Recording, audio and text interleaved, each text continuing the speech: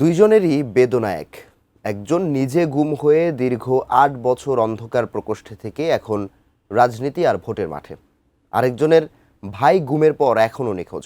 ভাইয়ের জন্য রাজপথে নেমে এখন ভোটের ময়দানে। রাজধানীর গাবতলী, মিরপুরের একাংশ আর সাভার উপজেলার কাউন্দিয়া ও বনগাঁও ইউনিয়ন নিয়ে ঢাকা ১৪ আসনের এমন দুই প্রার্থীর ভোট লড়াইয়ের চিত্র জানাচ্ছেন নাজিয়া আফরিন।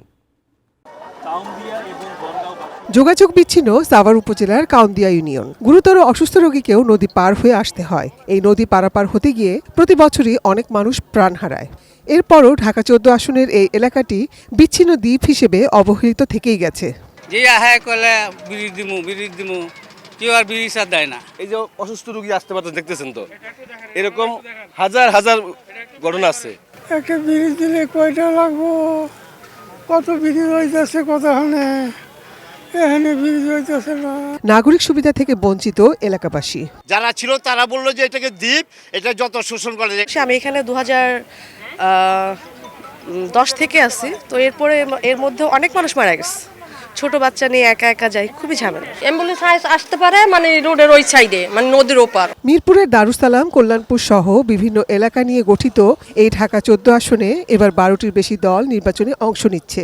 তবে মূল প্রতিদ্বন্দ্বিতা হবে বিএনপি ও জামাতের মধ্যে।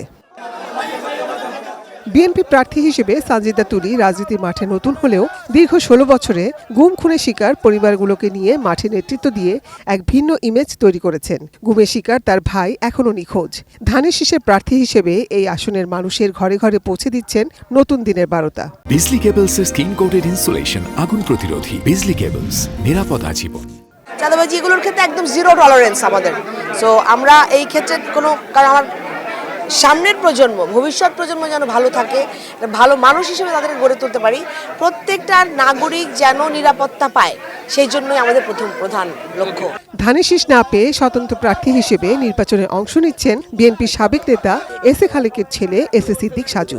এলাকার লোক হিসাবে, এলাকার একজন সমাজকর্মী হিসাবে, এলাকার জনদরদি হিসেবে আমার যে দরদ, যে ডিভোশন, আমার যে কন্ট্রিবিউশন টু দ্য কমিউনিটি, এটা কিন্তু অন্যদের ক্ষেত্রে নাই, প্রমাণিত না।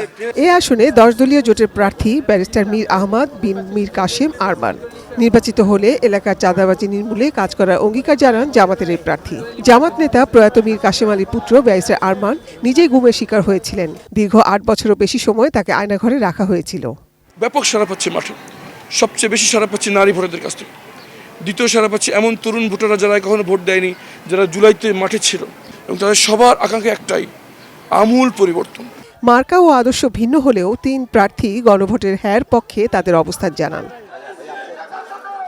ঢাকার অন্যতম গুরুত্বপূর্ণ এই আসনের মোট ভোটার 4,56,044 জন, যার মধ্যে পুরুষ 2,32,066 জন, নারী 2,23,007 জন।